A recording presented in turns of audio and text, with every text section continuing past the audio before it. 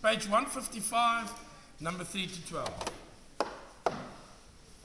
Number 3 said the following. It said the d of x, bracket, and then it said x squared minus 11x plus 5 over, and then it said 2x minus 1.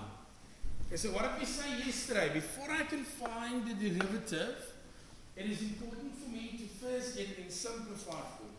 Except for the fact that I need it in simplified form, the next thing that is important is I should also have no roots or surds, and I should also have no variables in my denominator. So if I want to factor out, or if I want to simplify that, the first thing that comes to mind here is, this is not a single term at the bottom or a monomial. So if it was, I could have just split it up. So I'm going to first go and have a look at the top and see, can't I do something at the top? So at the top, I'm going to go and look for quadratic trinomials. I've got 5 and 1, 2 and 1, 1 and 2. Why do I want to do that? Because it would be fantastic if I can cancel out this thing at the bottom. And that thing at the bottom, to me, tends to go in the direction of, if I factorize that, I would get something like that. So let's just have a look. So I'm going to go to add to get 11. And here's your answer. So it factorizes beautifully. And remember, that dx stays up to the point where I do my first derivative. So it must stay. So I'm going to have x and 5, 2x and 1. Immediately, I feel pretty darn good about myself because I can see that happening at the top. Signs are both the same, both are negatives, which means now I'm able to cancel that out. Okay, so what am I left with? I'm now left with dx, bracket, and I'm left with x minus 5. Can I simplify it further? No, I can't. So what can I do now? Now I may find the derivative, and as soon as I find the derivative, dx falls away. So am I correct in saying there was a 1? 1 times 1 is 1. And then it would become x to the power of 0, because 1 minus 1 is 0. And x to the power of 0 is 1. So my answer is just a straightforward 1. We did nothing to the 5, why not? Because the 5 does not have an x, and we only derive in terms of a variable. If it's got none, nothing happens. Alright, next one, number 4. Please stop me if I do something that you've got a question about. So this asks me this. If y equals 4 over 3x squared. Okay. So this form, what is important to remember in terms of this form? In terms of this format that I have here,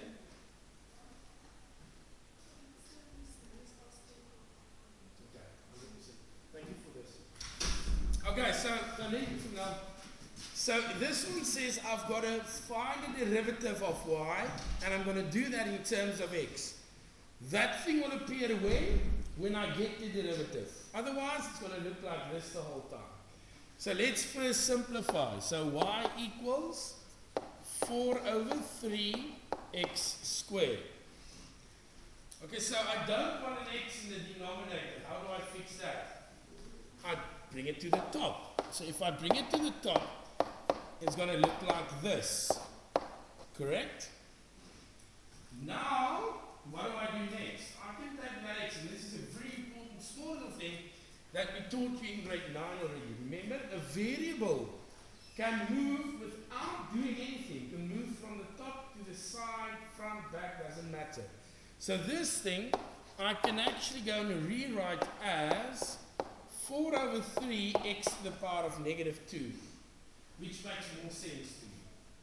And now I'm at the spot where I cannot simplify any further. So what do I do now? Now I do my first derivative. So now only I write, therefore dy dx is equal to what? Negative 2 times that. So negative 2 times that will give me negative 8 over 3. And then subtract 1 from the x, x negative 3. What do I never want? I never want a negative exponent. So I'm going to get negative 8 over 3x to the power of 3. Because that is at the top, take it down back to the bottom, and there's my first derivative. Okay. Alright, number 5. Number 5 says this. Number 5 says d over dx. And then they say 5x minus 2 the root of x to the power of 2. And I think we did this one as an example yesterday, so I'm not going to do it again. Just remember the dx stays until I get the derivative. But we did this as an example. I go to number 6. Number 6 says this. D over dt is 3t squared minus 4t. That's an easy one. So remember, that format, the dt stays until when? Until I find the derivative. Can I simplify this thing? Sure, so I can take out a t, but does it really simplify? Does it make it easier? Does something fall away? No. So I'm comfortable with getting my derivative there, so I'm going to immediately make that fall away. It's going to become 6t minus 4. 6t minus 4.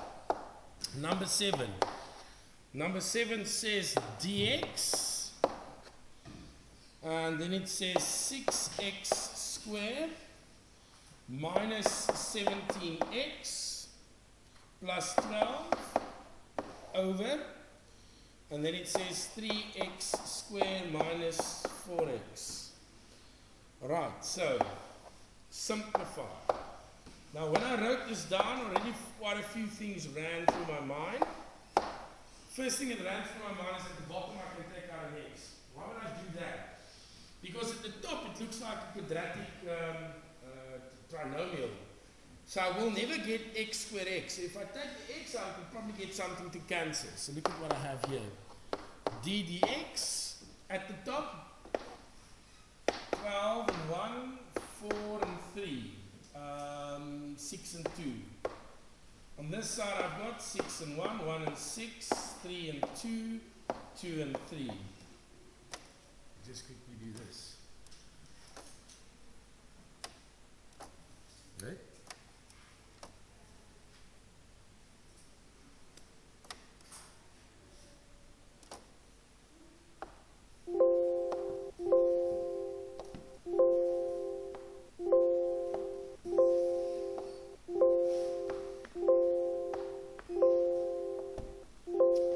Okay, so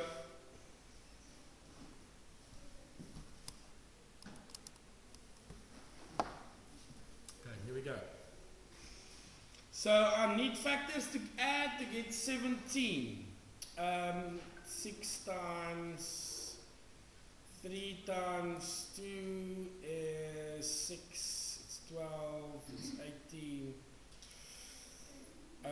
6 times 4, no, it's 9. Here we go. 3 times 3 is 9, 4 times 2 is 8. Okay, so I'm going to have bracket and bracket. Okay, so I'm just going to move this down a little bit so I don't go into that. So I'm going to have at the top, I'm going to have this 3x and a 4, which was probably will be the bottom one. I can see that happening. A 2x with a 3. Signs are all minuses. At the bottom, I took out an x. Then I'm left with 3x minus 4, which works out perfectly for me. So if I then do that, what's going to happen next is I'm going to have this, that, and that will cancel, and I'm left with dx, and at the top I've got 2x minus 3 over x at the bottom. And remember, if it's a monomial, one term at the bottom, what may I go and do? And still I haven't found the derivative. I may go and break it up. So it's 2x over x minus 3 over x. Look at all the stuff you have to do before you get to actually the thing I want to go and find. And then I simplify further again, and I get dx bracket. There will be a 2 left, and in this case, I'm going to make it 3x to the power of negative 1. I'm going to bring it up to the top. Now I'm in simplest form, so now I may go and I can do my differential, find the derivative. With that, I'm not going to do anything. That's going to become positive 3, negative 1 with negative 3, x to the power of negative 2, which is actually just that. There's my answer. Okay. Any questions? Everybody's fine so far? Okay, so let me just quickly run through this thing once more.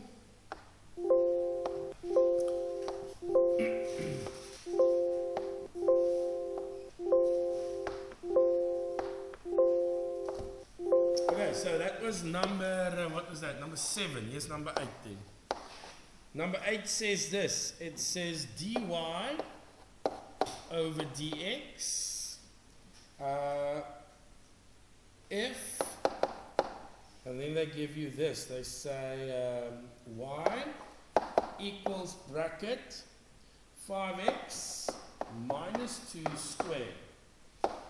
Okay, so my first job would be, let's go and simplify. So if I take this thing and I simplify it, what am I going to get? Short method. So this will become y equals, I said 25x squared. Square the first one. Same sign. Multiply that by 2, 20x, because it's 10 times 2. And then the last one, always a positive. Square and I get a 4. Can I simplify it further?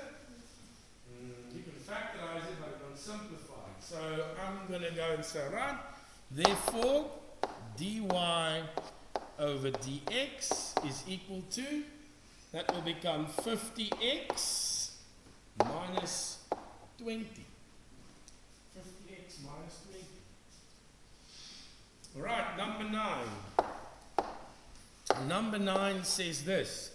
Number 9 says dx, bracket, and then it says 2x minus 3, and look at this, to the power of 3. What the hell do I know? So I try to make it as easy as possible for myself. So what I did was, I said, alright, it's not a problem. I have to get an answer. So look at what I did. I first of all said, that dx, that thing, can break up into this.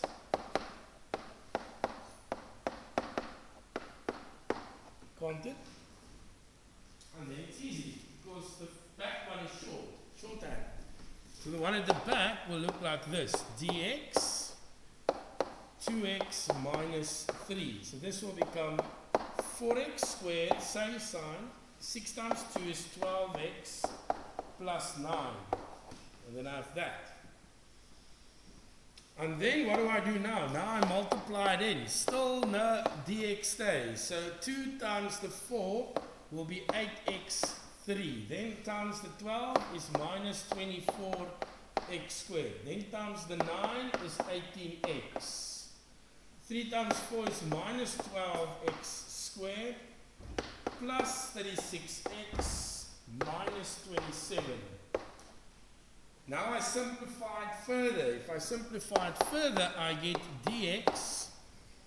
There's nothing to fit with the 8 cubed. And then x squared and x squared, it's minus 36x squared. 18 and 36, 46, 54. 54x, and then minus 27. And I think that is now in simplest form. So now I can go and find my derivative. So if I now find my derivative, that falls away. 8 times 3, isn't it 27? No, 24. 8 and 8 is 16, another 8 is 24. X squared. 2 times 36 72x. And then 54. There's my answer. Lekker baie hiervan. Ladies and gentlemen, this is practice. Practice makes perfect. Number 10. Number 10 says this. Number 10 says the dx bracket.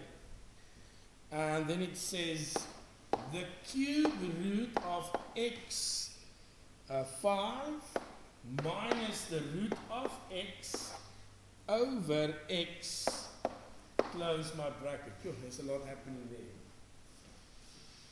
So first of all, those surds, I don't like that at all.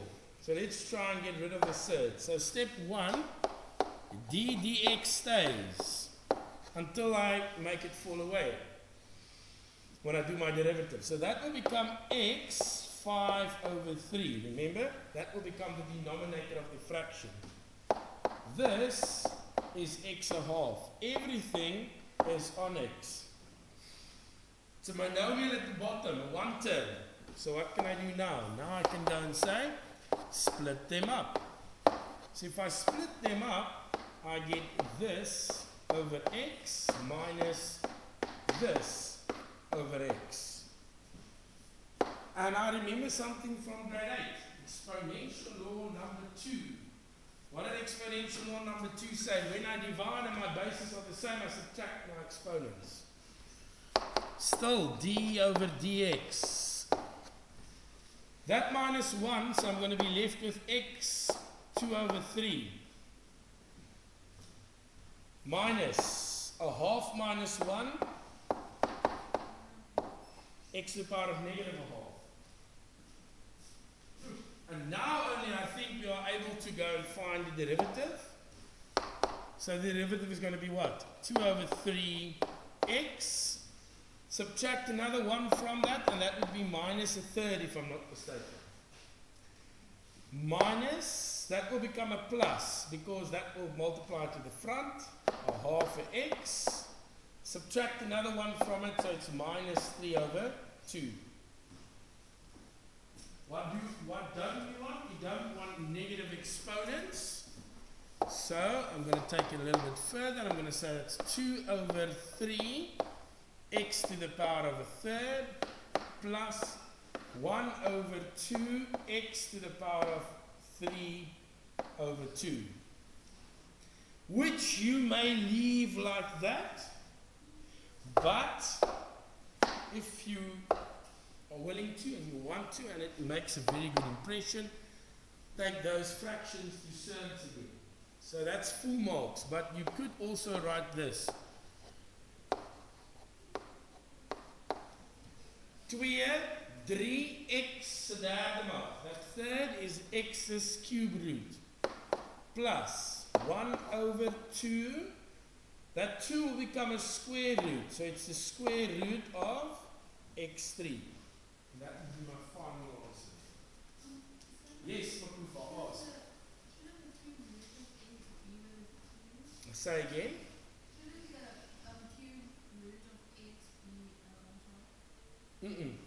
Remember, it's at the top, it was a negative, so I bring it down. You with me? Okay. That was number 10. Number 11 was number 11. That was number 10. Number 11. Number 11 says this. dx bracket, and then it says x minus 2, and then it says 2x plus 3. Alright, so simplify first. So it's dx, keep my bracket. I'm going to multiply it out, straightforward grade 9. 2x squared plus 3x minus 4x minus 6. And if I simplify that further, I'm going to get dx, that is x squared. That's going to give me negative x minus 6. And now I can get my derivative, so that falls away. 4x minus 1. 4x minus 1. Ladies and gentlemen, at this stage, the derivative and what I do with that, that doesn't mean anything to me. I just need you to get to that, how to find the derivative. Number 12, the last one. Number 12 said this. Number 12 said dy over dx if y equals 5x bracket x minus 3. So let's take our y and let's go and simplify that. So let's take this thing. So if I simplify, I'm going to multiply the 5x inwards. So I'm going to get 5x squared minus 15x, which is simplest. I won't be able to simplify it any further.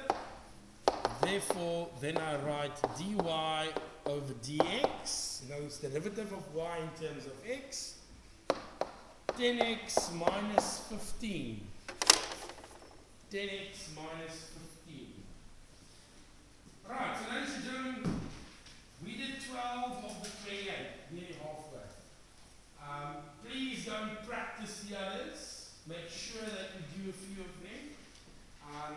For yourself as well, go and have a look at the first principles on page 153 as well, a few examples.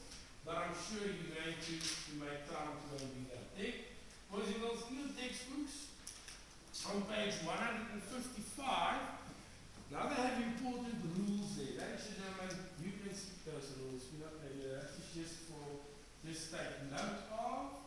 I'm now at the next section. Here is where I'm going to first time ever use the concept of a first derivative. So what you can do is write today's date for me, and today's date is the 25th.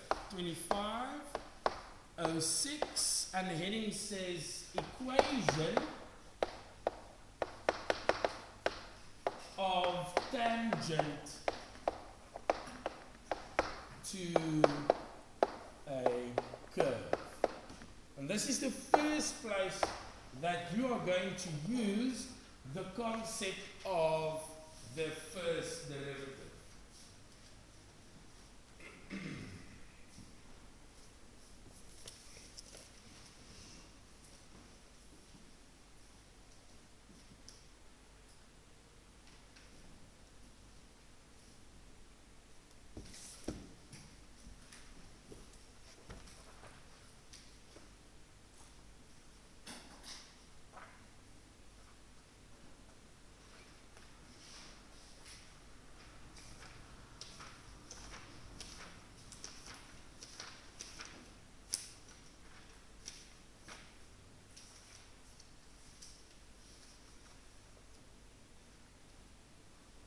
Okay, so ladies and gentlemen, here is the main focus around what's going to happen here. When I did this formula, the long one, the first principle one, which is the formula to find your first derivative. That's what it is. But we just got a short way to get to the same thing. But when I did that formula, where did I get that formula from? Where did I derive it from? If I'm not mistaken, in that picture, I got that formula from one thing and one thing only, and that was actually this thing, isn't it? The gradient formula, which was one of those formulas that was associated with change as well. In grade 9, we also said you can call it the change in y with the change in x. And I said, differential calculus is all about calculations where change and tempo and that type of stuff are relevant. So, ladies and gentlemen, this is the first application of the derivative. And the application says this, that we are now going to find, or try and find, and let's draw a curve here, so that would be a curve. And now I'm going to ask you, what would the equation be of a line that touches that curve in that spot over there, or any other spot for that matter? So that line that touches over there, what is that line? A straight line, correct? What do we know about a straight line again in terms of equations? Am I correct in saying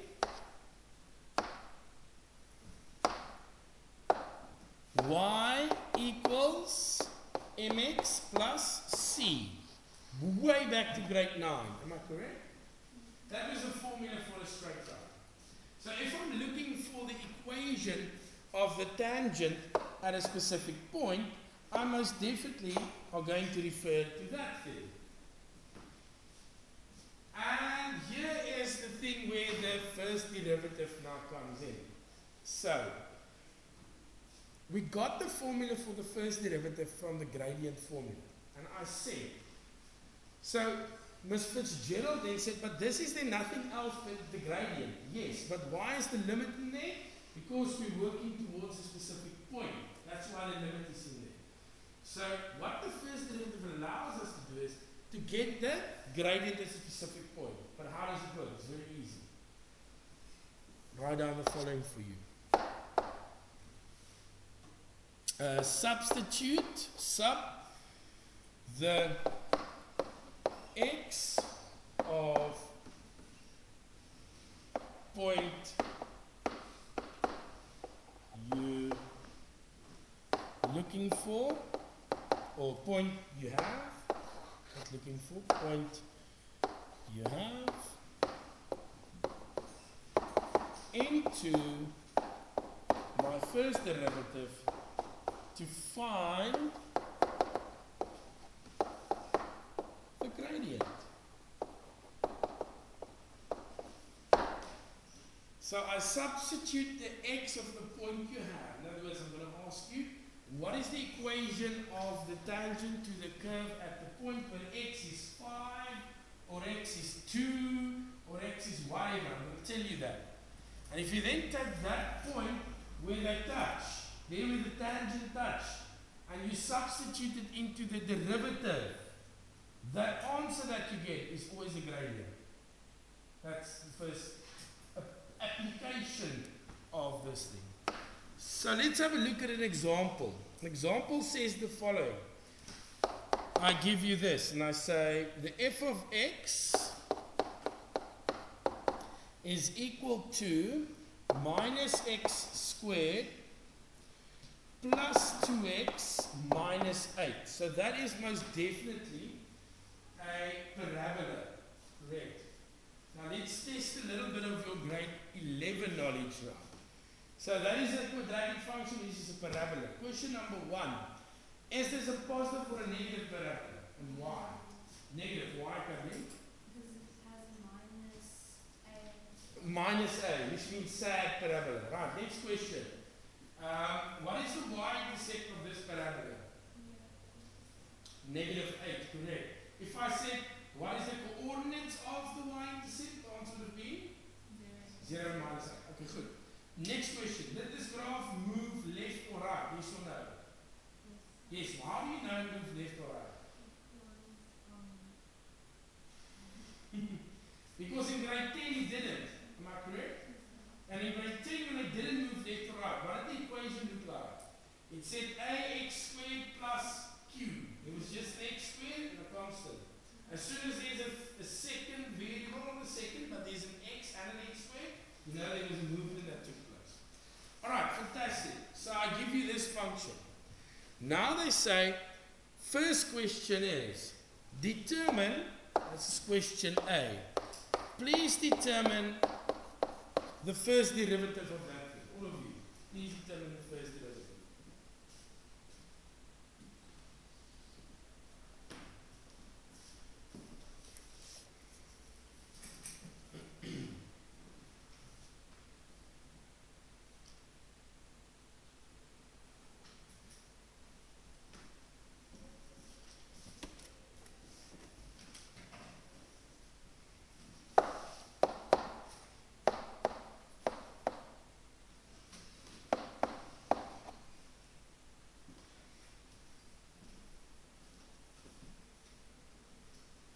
Okay, just a quick question.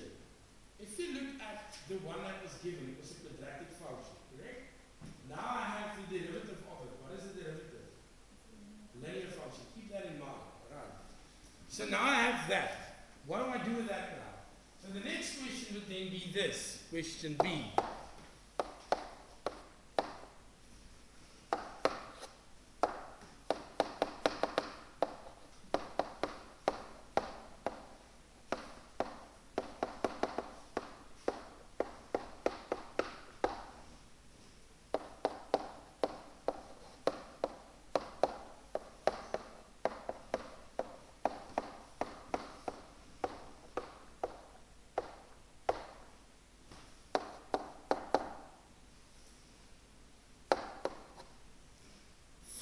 the equation of the tangent to the curve where x is -3.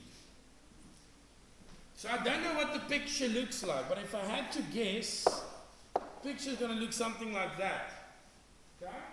So they're now asking what from me? They're now asking me to find the equation of a tangent to this thing that touches there where the point x is, for example, -3. That's what they're asking me. So they're asking for the equation of that yellow line. Because now I take it back to grade 10 and 11 again. How do I find the equation of straight lines again?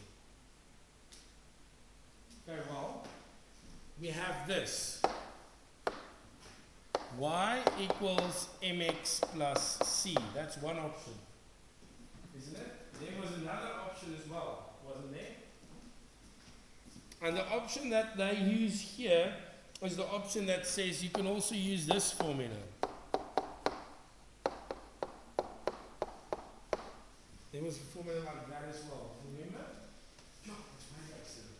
Yeah. Alright, so what's the main important first thing we need to know? We need to know what the gradient is. Where do I find the gradient? If I take my derivative, which I just got, I substitute the x value of the point where they touch. What is the answer I get? The gradient. So, for gradient, is gradient with an A or an E? Okay, doesn't matter, gradient. I think at the top I made the E. So what's going to happen now? I have the derivative of that thing, which is that. What am I going to substitute in there? -3. So, the f of -3 is -2 times -3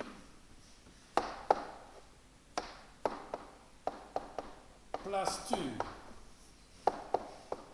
That gives me 8, if I'm not mistaken. What is that 8? The gradient of my line. That's what it is. There's your first use of the first derivative. The derivative formula was deducted from the gradient formula. So it would make sense that somewhere is going to give me a gradient, which it does. What do I do now? Oh well, now I can go and put that into my formula, can't I? Which one ever you want to use.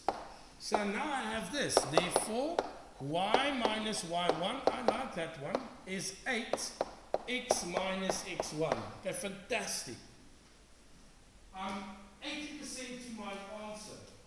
What do I need to do now? Now I need to substitute points. Oh my God, I've got a problem. Why do you have a problem? Because at this stage, what do you have to substitute?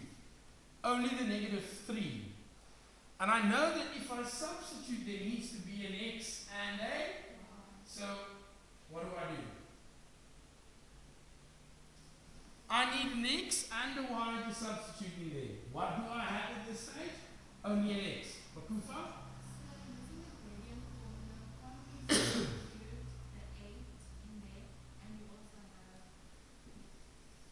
There's no y in the gradient formula. It's the derivative, not the y. Full marks. Take your original equation, which said what? That. Isn't it? And what do I go and put in there? The x. Can't I? So now I'm going to have y equals negative, and that will be -3 squared. To use the original one. Where is that now? Plus 2 times -3 minus 8. Grab my calculator and I say, alright, -3 squared plus 2, -3 minus 8. I get -23. What's that -23? That -23 is going to be my y. That -23 is going to be my y. No, somewhere we made a mistake. Can't be that. Let's just check again. Did I type it incorrectly? I did type it incorrectly. It's the square of that plus that minus 23. Can't be. They have here.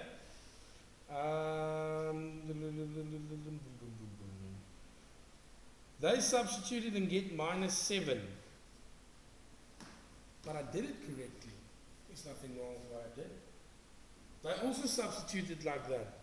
So isn't the one where That's why. I see now why. I see now why. I wrote it incorrectly from the book. Ladies and gentlemen, just fix it. Won't have any issues now, and that should be plus 8. That makes more sense. That makes more sense. So it won't have an influence on your first derivative or on nothing that you did up to here. That was just changed into a plus 8.